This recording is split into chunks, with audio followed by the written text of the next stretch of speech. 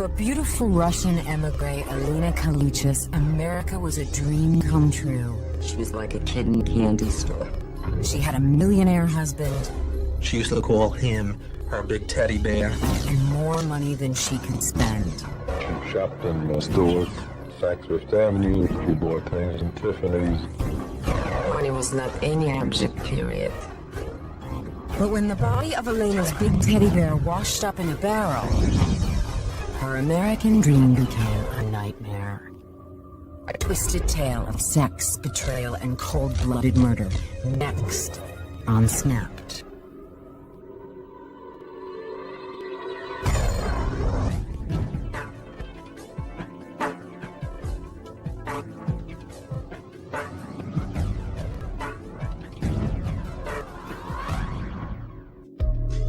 Elena was born poor in Moscow in 1966.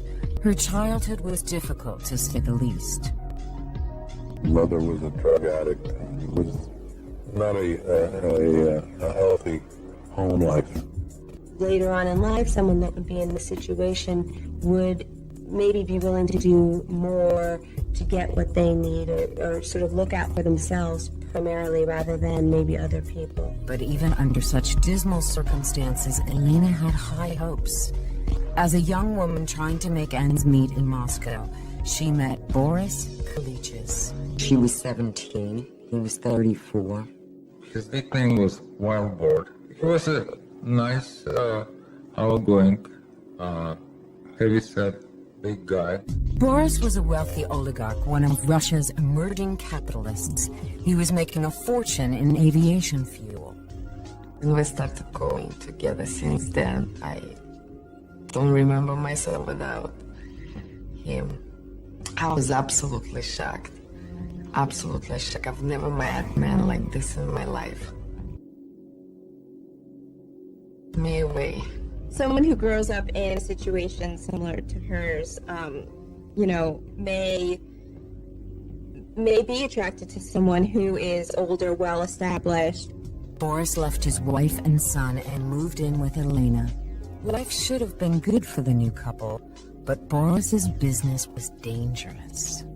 That was a very dangerous business in Russia. He had 8 partners. All of them were killed by mobsters. Elena and Boris decided they'd be safer if they left Russia. They went to Poland for a time and eventually came to the United States. In 1992, Elena and Boris moved into the tightly knit Russian immigrant community of Brighton Beach in Brooklyn, New York. It was on April 16, 1992. I remember I had a beautiful apartment and everything was so perfect. So I think it was just a time to have a baby. My child was born on June 5th, 1992. Boris was thrilled with his new son. I was so happy running around telling everybody that finally we have a boy. Then he bought him a huge monkey, so that he's never going to be afraid at night. That's going to be his friend. He loved him to death. And he was just as thrilled 2 years later when Elena gave birth to a daughter, Sonia. Kids with the daughter, their mother, but they also love the father. He doted on them. They were a happy family. With 2 growing children, Elena and Boris needed more space. And I love Manhattan. I wanted to be close to Manhattan, so I was picking and choosing all the areas. And then we found the Toad Hill area on the Staten Island, which looked very good to us. It was perfect. It was close to everywhere, and they had a beautiful school over there, and quiet, secure. And expensive. But that was no problem. Boris paid cash for the 9,000 square foot mansion on East Loop Road. It had an indoor heated swimming pool, garage, nice grounds. And she totally gutted it and had the whole thing redone. The poor little girl from Moscow had become a wealthy New Yorker with a vengeance. She was just like a kid in a candy store. spent her money lavishly. Never gave a second thought to cost of anything. Someone like this, their self-esteem may be lower, and who they are is defined by the amount of money they have or their sort of social status. And so demonstrating that to everyone else is important, so everyone else knows, that, I'm not that poor girl anymore. Life was better than Elena ever thought it could be. There was just one problem. Boris's business kept him in Russia 3 weeks out of every month. It was very dangerous. I feared. Did I ever feared? Every day, every minute, every second. And on top of it, he was flying twice a month, 4 times a month. Elena wasn't just worried. She was lonely. She missed him a great deal. But he was very busy making money. And so that was she was torn between wanting to have the money and wanting to have a husband with her and wanting her family.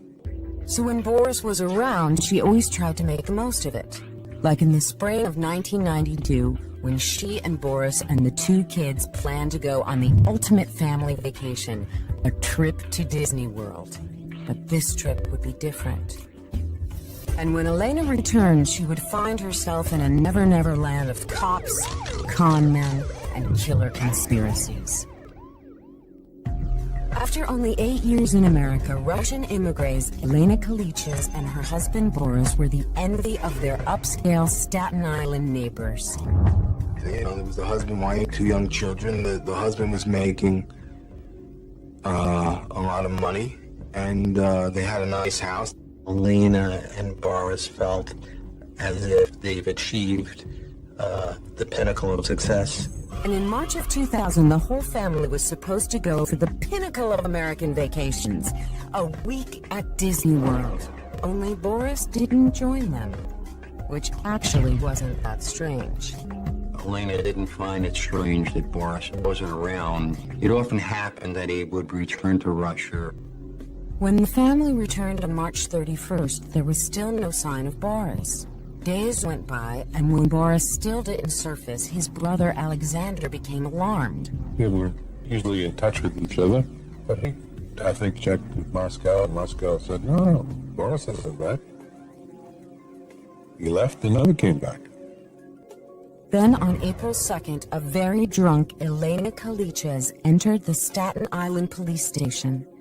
She told officers that her husband was missing. She had any idea what might have happened to him, up until including the fact he might still be in Russia. Her story was that she didn't know where he was. Gee, dear Boris, probably off to Moscow. But Elena did say she'd had a fight with Boris just before their trip to Disney World. She admitted the fact that they were, they were speaking about divorce, her concern that he was going to ruin her financially. That same day, the police got a surprise phone call from a man named Messiah Justice. Mr. Justice claimed to know Elena very, very well. The first day after we spoke with Elena, we spoke to Messiah Justice on the phone. And he freely admitted to having a relationship with Elena. In fact, he'd met Elena 2 years before Boris disappeared. I met Messiah in 1999. At the end of October. I got lost in downtown Manhattan. There was a Mercedes Jeep next to me. He gave her his card, and she said she called him. And they had begun discussing this business about designer clothes, that perhaps she could have her own line of designer clothes. But Messiah didn't just want to dress Elena. He wanted to undress her. He told her that she was beautiful, couldn't understand how her husband could leave her, and she was very vulnerable at the time. She believed everything he had to say. With Boris absent most of the time, Messiah's style quickly won over the fashion-conscious and lonely Russian. And I closed my eyes on everything. I just wanted to help that guy. He came in flattering her, telling her how beautiful she is and how exciting her life is, and really sort of solidified these things that she was insecure about. At first, Elena and Messiah met in hotels in New York City. But since Boris was gone 3 weeks a month, it was a lot more convenient to just stay home. Messiah basically moved in the bedroom with Elena. There was no hiding it from the children that this was her boyfriend. When people exhibit the kind of behavior where they'll invite their lover into the house when their children are still there, it could be that they are, on some level, they want their significant other, their husband, to know. Clearly, on some level, it would bother him that another man was in his house, in his bed, while his children were there. And this is a huge form of revenge, and it's a huge form of making him really angry. It sure did. When Boris found out, Elena's teddy bear became a wild boar. He was screaming so loud. He was talking on the phone with her. And, fortunately, they spoke in Russian, so half of the curses used was not understood in the office.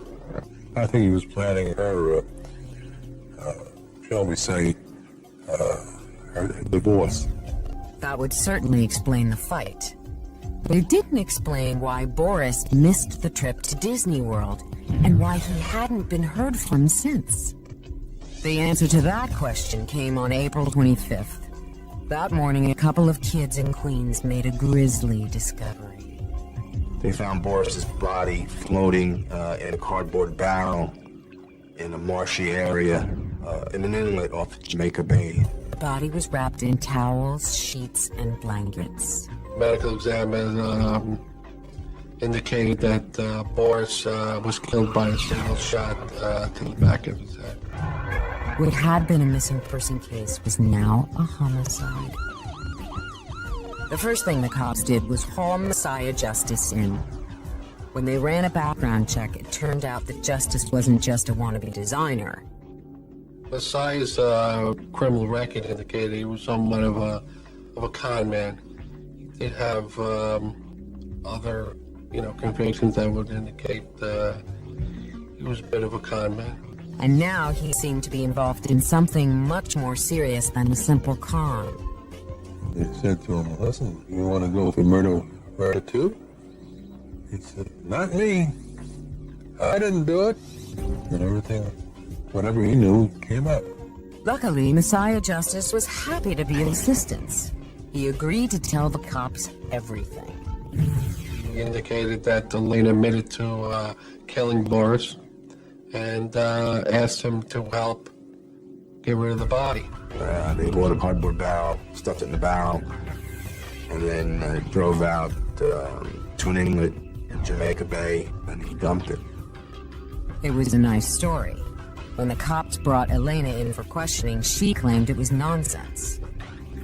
Boris was that treasure I actually needed, because without him, there wouldn't be no money, it wouldn't be no good life, it wouldn't be no father for my kids.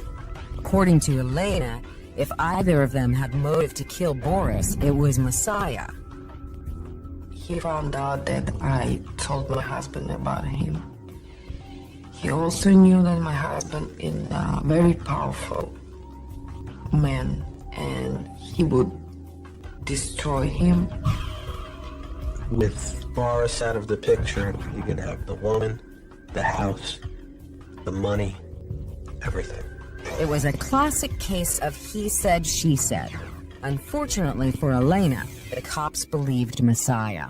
We felt that there wasn't a lot of motive for him to want to get rid of Boris. He was able to enjoy, 3/4 of the time. He was able to live in his house, drive his cars, sleep with his wife. On May 5th, 2000, the NYPD showed up at the Kalichis mansion with a search warrant and an arrest warrant. Detectives went to her house and brought her in. She was intoxicated. at the time. She was very unemotional about her arrest. Messiah Justice was released without bail. While Elena sat in jail awaiting trial, both sides worked feverishly to build their cases. But no matter how hard they worked, it was all going to come down to the simple question of who a jury would believe: the beautiful Russian immigrant or the gigolo con man. The State of New York versus Elena Kalichis opened June 6, 2002 in Staten Island. Elena's lover, a con man named Messiah Justice, had fingered her for the crime. When the trial opened, the prosecution lost no time in painting Elena as an immoral, cheating gold digger. Bored with her older, overweight husband, the state claimed that she was ready to move on. The ADA said, I remember because I was so offended by it, that Elena didn't need Boris. He was old and fat and ugly. And that's why she killed him. They claimed she had killed him and then headed off to Disney World for a little vacation. In their opening remarks, the defense freely admitted that Elena was no saint. I told this jury, this woman will not win Mother of the Year. She's not the most faithful, loyal spouse. She had an affair openly in her home with a younger black man, and that affair continued even in the presence of her children. It does not mean Elena Kalichis murdered her husband. The prosecution claimed that in this case it did. They put on witnesses who testified that Boris had been threatening to divorce Elena and leave her penniless as a result of the affair. There was conversations between herself and Boris that he wanted to divorce her. He said that he would leave her without any funds at all. Rather than wait for Boris to divorce her, prosecutors argued Elena decided to divorce him, so to speak. She decided that she was going to divorce him, but Russian style. And that was with a pistol. The medical examiner testified that Boris Kalichis was struck in the back of the head, fell to the floor, and was then in cold blood executed with one bullet to the temple. Prosecutors argued that Elena lured Boris to the basement of their Staten Island mansion and shot him. She was a cold-blooded murderess. Simple as that. The circumstantial evidence was strong, and it all centered around the trip to Disney World. The maid indicated us that normally her days off was Sunday, and that prior to leaving for Disney, Elena asked her to take Saturday off and come in Sunday, which she never asked her to do before. She also indicated when she got the house on Sunday, there was a note left for her to clean up the basement, especially the doors to the boiler room. Just in time to clean up after a murder. According to the police, they found towels, sheets, and blankets in the mansion that matched the ones Boris's body was wrapped in. But there was no sign of blood anywhere. We conducted extensive luminol tests of the walls, the doors. We were not able to come up with any traces of blood. If Elena had killed Boris in the basement, surely there would have been a trace of blood somewhere. The prosecution claimed that they knew where the blood was. It was on a 4x4 piece of carpeting. The only problem was they didn't have it. Within 2 days after Boris was missing, they installed new carpeting. They were supposed to have the old carpeting removed from the premises. However, it was stored in the garage. And later, the police found that carpeting with the 4x4 piece cut out. Even though the missing carpet was never found, the defense was willing to concede that Boris was killed in the basement. The question was, who killed him? The issue was not where was Boris Kalichis killed. The issue was who killed him, not where or even how. Who? It was a who question. Who fired that shot? Who put that bullet into the head of Boris Kalijas? The frail, thin, innocent Elena? Or this cold, calculating, violent Messiah Justice? When he took the stand on day 5 of the trial, cold, calculating, violent Messiah didn't come across as all that cold or calculating, and he portrayed Elena as the violent one.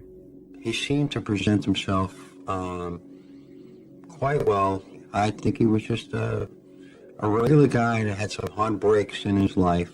He survived on the streets. He testified that she phoned him on the night of March 24th and begged him to come over. She brought him inside, showed him Boris's wrapped body in the basement, and told him to get rid of it. Elena's lawyers weren't buying Messiah's Good Samaritan routine. Who is more likely the person to commit the crime? This 100-pound, blonde-haired housewife who couldn't lift anything heavier than a grocery bag, or Messiah Justice? And phone records showed Messiah never answered a call that night from the mansion as he claimed. Calls were made, but never answered. When it came time for closing arguments, the defense's main argument remained that the state was trying the wrong defendant. Instead of Elena in the dock, it should have been con artist gigolo Messiah Justice. The defense Mark Fonte put up in the closing arguments that Justice had hidden in the basement, waited for Boris, shot and killed him, and then made phone calls from the basement to his cell phone and to his home phone to kind of cover up as though she was calling him from the house, say, come over and help me. But with no murder weapon, no witnesses, and no forensic evidence, the trial ended pretty much as it began, with the question of whom to believe. Convinced the state had not proven their case, the defense elected not to put Elena on the stand. It was really a matter whether the jury believed him or not. And if they believed him, you convict her. If you don't believe him, you don't convict her. Closing arguments ended on June 25th. The jury took 1 hour and 20 minutes to return their verdict. They found Elena guilty. Guilty. I was like in a dream. Guilty. On September 24th, 2002, Elena Kalijas was sentenced to 22 years to life for the murder of her husband, Boris. We as a society can accept certain crimes. We're not so thrilled about them, but we can accept criminal behavior if it's justified, if it makes some sense. Like in a woman that was maybe beaten by her husband and then killed him, at least the jury can sort of make some sense out of that. But in a case where it's sort of a cold-blooded killing, especially by a woman, society has a really hard time taking that